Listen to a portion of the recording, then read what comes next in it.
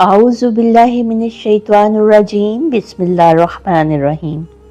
آج ہم قرآن مجید کی 7ویں سورۃ الاعراف کا تعارف اور اس کا مرکزی پیغام سمجھنے کی کوشش کریں گے۔ سورۃ الاعراف قرآن مجید کی نہایت اہم اور جامع سورتوں میں سے ایک ہے۔ یہ سورت زیادہ تر مکی دور میں نازل ہوئی اور اس کی 206 آیات ہیں۔ یہ سورت 8ویں اور 9ویں پارے میں پھیلی ہوئی ہے۔ اس سورت کا نام الاعراف اس خاص مقام کی وجہ سے رکھا گیا جس کا ذکر قیامت کے حالات بیان کرتے ہوئے کیا گیا ہے۔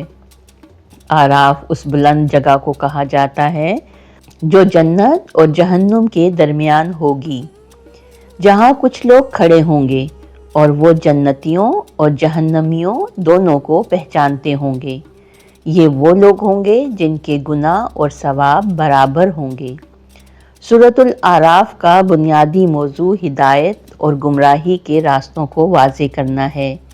اس سورت میں بتایا گیا ہے کہ اللہ تعالیٰ نے انسانوں کی رہنمائی کے لیے انبیاء علیہ السلام کو بھیجا، مگر اکثر لوگوں نے تکبر اور ضد کی وجہ سے ان کی بات کو قبول نہیں کیا۔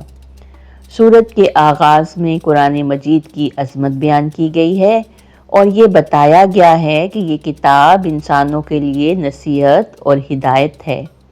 اس کے بعد اس سورت میں حضرت آدم علیہ السلام کی تخلیق اور ابلیس کے انکار کا واقعہ بیان کیا گیا ہے۔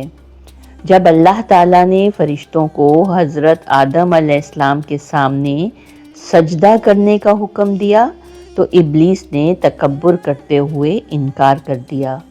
اسی تکبر کی وجہ سے وہ اللہ کی رحمت سے دور ہو گیا۔ یہ واقعہ انسان کو یہ سبق دیتا ہے کہ تکبر انسان کو گمراہی کی طرف لے جاتا ہے، جبکہ عاجزی اور اطاعت کامیابی کا راستہ ہے۔ اس کے بعد اس صورت میں کئی دوسرے انبیاء کرام کے واقعات بیان کیے گئے ہیں تاکہ انسان گزشتہ قوموں کے انجام سے عبرت حاصل کرے۔ ان میں حضرت نوح علیہ السلام، حضرت ہود علیہ السلام، حضرت صالح علیہ السلام، حضرت لوط علیہ السلام اور حضرت شعیب علیہ السلام شامل ہیں۔ ان تمام انبیاء نے اپنی قوموں کو اللہ کی عبادت اور نیکی کی دعوت دی، لیکن جب قوموں نے سرکشی اور نافرمانی اختیار کی تو آخر کار انہیں عذاب کا سامنا کرنا پڑا۔ اس صورت میں خاص طور پر حضرت موسیٰ علیہ السلام اور بنی اسرائیل کے کئی واقعات بھی بیان کیے گئے ہیں۔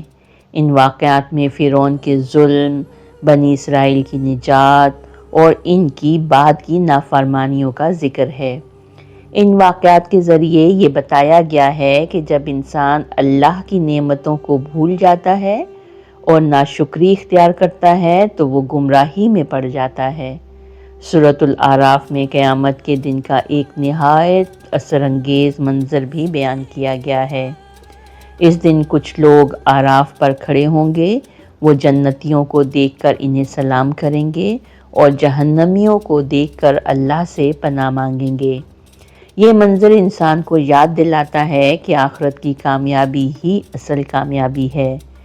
اس صورت میں انسان کو کئی اہم اخلاقی ہدایات بھی دی گئی ہیں، جیسے عدل اور انصاف اختیار کرنا، فضول خرچی سے بچنا، شیطان کے دھوکے سے ہوشیار رہنا، اللہ کو عاجزی کے ساتھ یاد کرنا اور زمین میں فساد نہ پھیلانا شامل ہیں۔ اگر سورۃ الاعراف کے مرکزی پیغام کو مختصر الفاظ میں بیان کیا جائے تو وہ یہ ہے کہ انسان کو اللہ کی ہدایت کو قبول کرنا چاہیے، تکبر اور نافرمانی سے بچنا چاہیے اور اپنی زندگی کو اللہ کی اطاعت کے مطابق گزارنا چاہیے۔ یہ صورت ہمیں تاریخ کے آئینے میں یہ بھی دکھاتی ہے کہ جو قومیں اللہ کے پیغمبروں کی بات مانتی ہیں وہ کامیاب ہوتی ہیں اور جو قومیں سرکشی اختیار کرتی ہیں وہ تباہی کا شکار ہو جاتی ہیں۔ تو آئیے مل کر دعا مانگتے ہیں کہ اللہ تعالی ہمیں قرآن مجید کو سمجھنے، اس پر عمل کرنے اور اس کی ہدایت کے مطابق زندگی گزارنے کی توفیق عطا فرمائے۔ اللہ ہمارے دلوں کو ہدایت سے روشن کرے اور ہمیں دنیا اور آخرت کی کامیابی نصیب فرمائے، آمین۔ وآخر دعوانا ان الحمد للہ رب العالمین۔ صدق اللہ العظیم۔